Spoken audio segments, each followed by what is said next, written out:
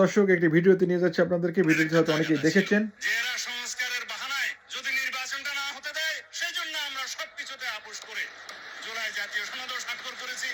আমরা সুপ্রিয় দর্শক, আপনারা দেখলেন যে বিএনপি আজ জাতীয় সংসদে মাধ্যমে জাতির সামনে তুলে ধরলো যে এই জুলাই সনদ হচ্ছে ভুয়া, অবৈধ এবং বেআইনি। কারণ হচ্ছে তারা এই সনদে সই করেছে যে তারা হচ্ছে আন্ডার ডিউরেসে ছিল, এবং চুক্তি আইনের এটা সারা বিশ্বের সকল দেশেই এটা এভাবে আইনটি বলা হচ্ছে যে যদি কেউ এই আন্ডার ডিউরেসে ভয়ভীত হয়ে কোনো চুক্তিতে সই করে তাহলে সেই চুক্তি ওটা নাল এবং ভয়েড হবে।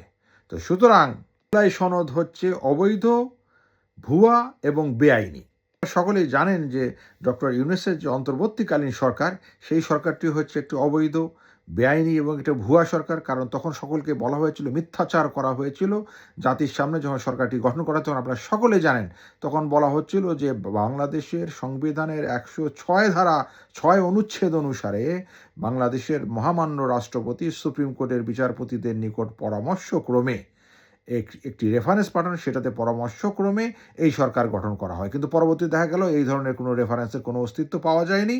এবং আরও বড় প্রমাণ হচ্ছে আইএসপিআর কর্তৃক তাদের যে লিস্ট, যে 5ই আগস্টের পরবর্তীতে যে বাংলাদেশের যে সমস্ত বিশিষ্ট নাগরিক, যে সমস্ত ইন্ডিভিজুয়াল 626 জন, এই যে দেখেন আইএসপিআর এর লিস্টটা, যে তাদের নিরাপত্তায় ছিল বা তাদের আতিথেয়তায় ছিল বাংলাদেশের যে সেনাবাহিনীর আতিথেয়তায় ছিল, তাদের মধ্যে বাংলাদেশের সুপ্রিম কোর্টের বিচারপতিগণও ছিলেন। ওই সুপ্রিম কোর্টের যে আপিলেট ডিভিশনের বিচারপতিগণ, তারা সেখানে ছিলেন। সুতরাং তারা কখন কোর্ট বসালেন, এটা আপনাদের কাছে আমার প্রশ্ন। তো তারা যখন কোর্ট বসাতে পারলেন না এবং কোর্ট বসালেন না, তাহলে তাদের কোনোভাবে তাদের হয়তো সই স্বাক্ষরগুলি নকল করা হয়েছে, বা তাদেরকেও ভয়ভীতি দেখিয়ে এই রেফারেন্সে একটা সই নেওয়া হয়েছে, বা তাদের একটা পরামর্শ সেটা তৈরি করা হয়েছে জালিয়াতির মাধ্যমে। সুতরাং সেই সরকারটা হচ্ছে ডক্টর ইউনূসের সরকার অবৈধ, ভুয়া এবং বেআইনি। এবং এই যে জাতীয় যে আপনার যে সনদের কথা বলা হচ্ছে, যেটা জুলাই সনদ, যেটা আজকে বিএনপির মাধ্যমে এবং সারা দেশে জানি, এটা তো আমরা আগেও বলেছিলাম যে এই সনদটা হচ্ছে যেহেতু ভয়ভীতর মাধ্যমে এটা স্বাক্ষর করা হয়েছে, এবং শুধু বিএনপি না, অন্যান্যরাও এটা ভয়ভীত হয়ে অনেকে এটার মধ্যে সই স্বাক্ষর করেছেন।